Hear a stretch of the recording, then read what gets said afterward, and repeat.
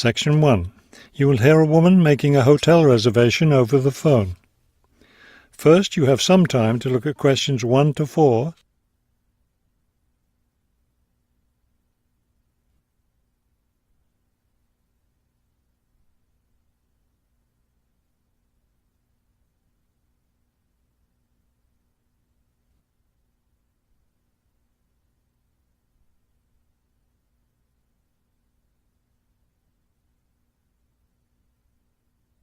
You will see that there is an example that has been done for you.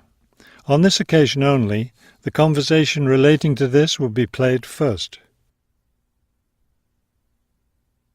Good afternoon, Grandview Hotel. Yes, hello.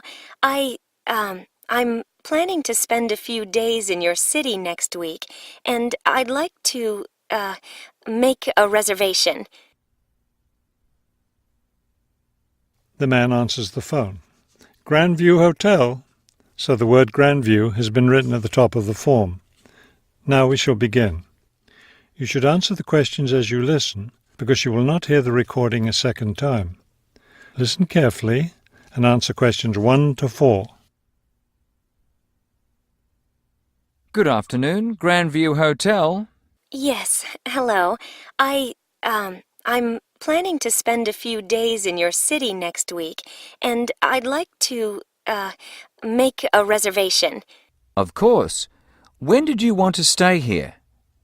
Next week, Wednesday night and Thursday night. So that's February 13th and 14th. Yes, that's right. And how many guests will there be? Just me. So, do you have a room available? Yes, we do. I'll just need to take some of your information. May I have your name, please? Oh, right, yes. It's Roxanne Wilson. Wilson. Thank you, Miss Wilson. And may I have your credit card number? It's 233-618-9872. 9872. Got it. All right, Miss Wilson. I have your reservation confirmed. Can I help you with anything else?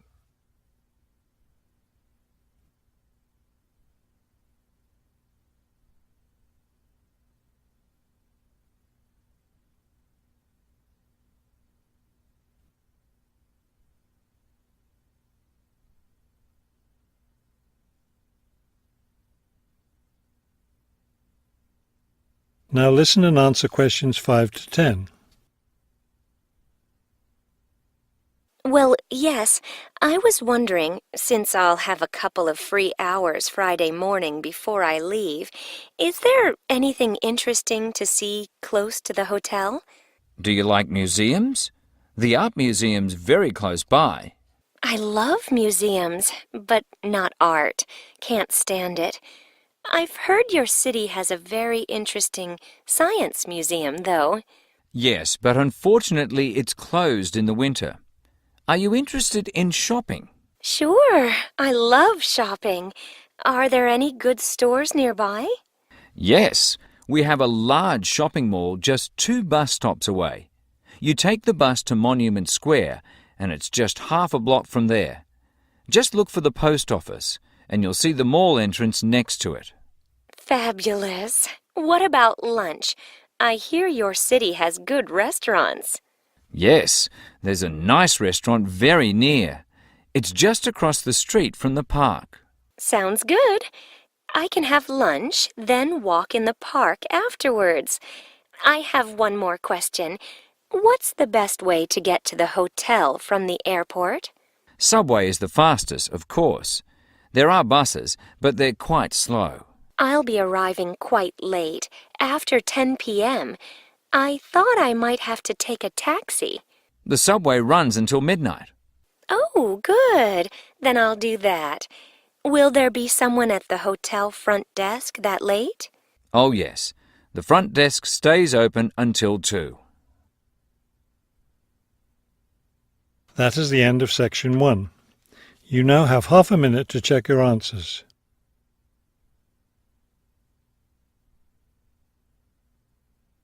Section 2. You will hear a tour leader giving information about a bus tour. First, you have some time to look at questions 11 to 15.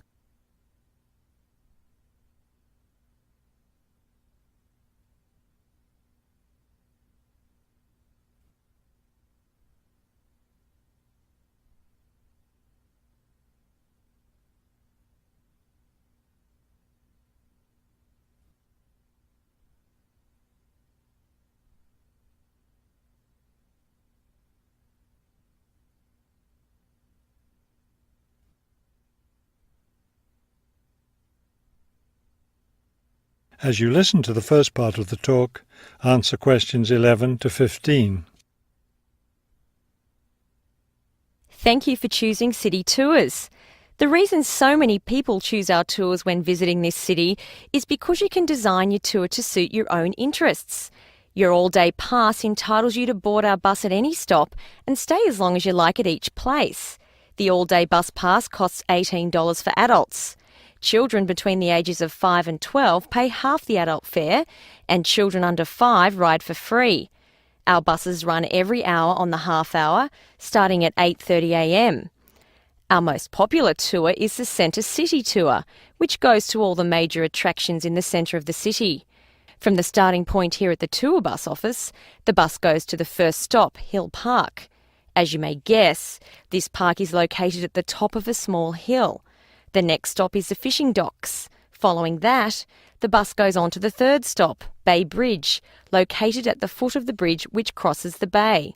The fourth stop is in the shopping district. Then the fifth and last stop is at Green Street.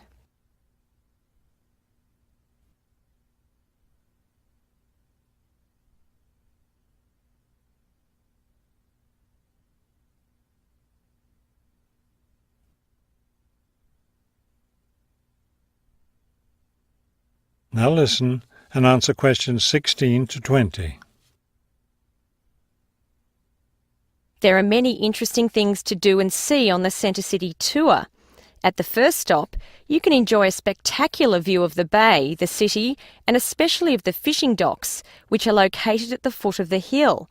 At the second stop, you can walk around and look at the boats. Fresh fish from the bay is also for sale here, since this is the place where the fishermen bring in their catch. The next stop is where some of the city's finest seafood restaurants are located, so you might want to plan a lunch stop here. You can eat fresh fish here, prepared in the traditional local way. The fourth stop is, of course, where you can do your shopping.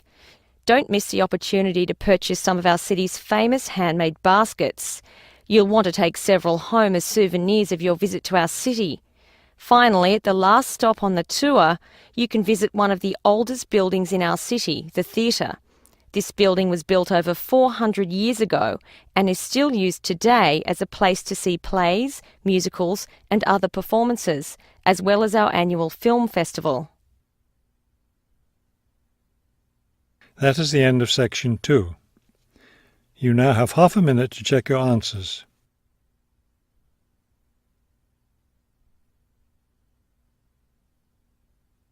Section 3. You will hear a conversation between two students planning a research project. First, you have some time to look at questions 21 to 23.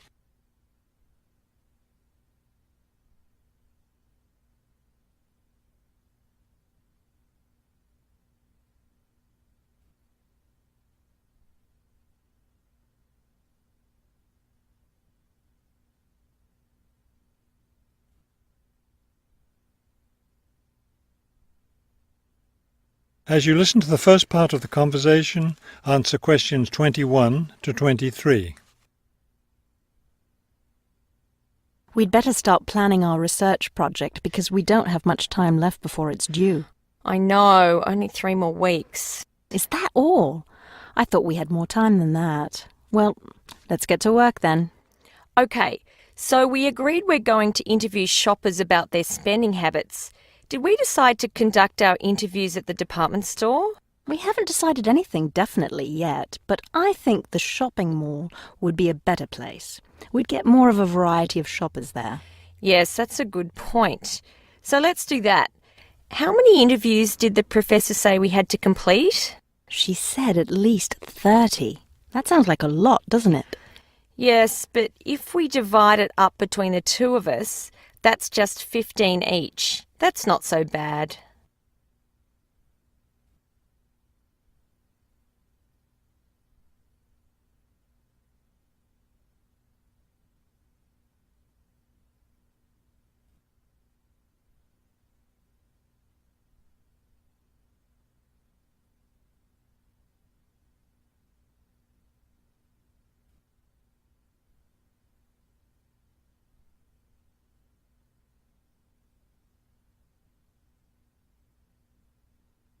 Now listen and answer questions 24 to 30. Okay, so I guess we'd better start designing our questionnaire. Well, we have to do some reading first, don't we? Didn't we say we were going to compare our results to the results of a government study? Right, the government study about how the economic crisis has changed people's spending habits. We want to see if we get similar results. Yes, so we'd better read that first and then design our questionnaire. Then I guess we'll be ready to go out and interview shoppers. No, don't you remember?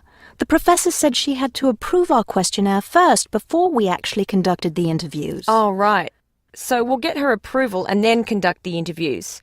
I think a Saturday would be the best day for the interviews because everyone's out shopping then. Right. We'll do it on a Saturday then. And let's also plan to get together the next day to analyse the results. It's best to do that while everything's fresh in our minds, don't you think? Sure, that sounds like a good idea. Okay, so then we're going to have to present our results to the class. Do you have any ideas for that? It's an important part of our grade, so I think we should plan it well. Well, I think the obvious thing is to prepare some charts showing our results and how they compare with the government study. That will help make the information a lot clearer to the class. Right. Okay, so we'll draw up some charts of the results. And then that's it. All that will be left to do is give the class presentation. Do you think we can be ready on time? I sure hope so. Let's get started now. That is the end of section 3. You now have half a minute to check your answers. Section 4. You will hear a professor give a lecture on Louisa May Alcott. First, you have some time to look at the questions 31 to 40.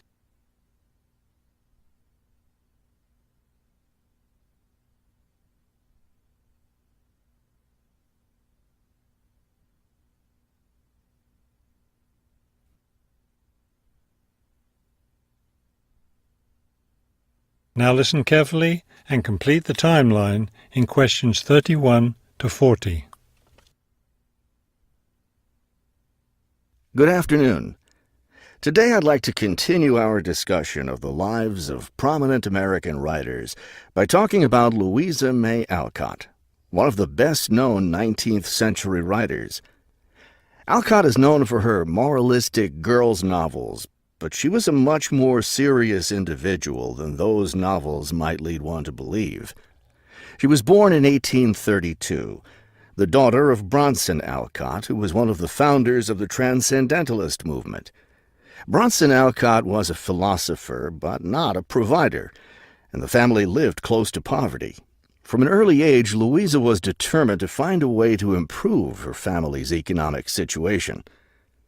As a teenager, she worked to support her family by taking on a variety of low-paying jobs, including teacher, seamstress, and household servant. Alcott also started writing when she was young. She wrote her first novel when she was just 17 years old, although it wasn't published until many years after her death. It was called The Inheritance. In 1861, the Civil War broke out. Alcott worked as a volunteer, sewing uniforms and bandages for soldiers. The following year, she enlisted as an Army nurse. She spent the war years in Washington, nursing wounded soldiers at a military hospital. While working at the hospital, she wrote many letters to her family at home in Massachusetts. After the war, she turned the letters into a book, which was published under the title Hospital Sketches. She also wrote numerous romantic stories, which she sold to magazines. Around this same time, she was offered the opportunity to travel to Europe as the companion to an invalid. When she returned home from Europe in 1866, she found her family still in financial difficulty and in need of money, so she went back to writing. Her big break came in 1868, with the publication of her first novel for girls, Little Women. The novel achieved instant success, and the public wanted more. From then on, Alcott supported herself and her family by writing novels for girls. It wasn't the writing she had dreamed of doing, but it earned her a good income. Alcott took care of her family for the rest of her life. In 1878, her youngest sister May got married. A year later, May died after giving birth to a daughter. Louisa Alcott raised her sister's orphaned child. In 1882, Bronson Alcott suffered a stroke. Soon after that, Louisa Alcott set up a house for him, her niece, her sister Anna, and Anna's 2 sons in Boston. Her mother was no longer living by this time. Alcott was still writing novels for girls, including 2 sequels to Little Women, Little Men and Joe's Boys. The latter was published in 1886. Louisa Alcott had suffered poor health ever since she contracted typhoid fever while working as a war nurse. She died in March of 1888, at the age of 55. She was buried in Concord, Massachusetts. That is the end of section 4. You now have half a minute to check your answers.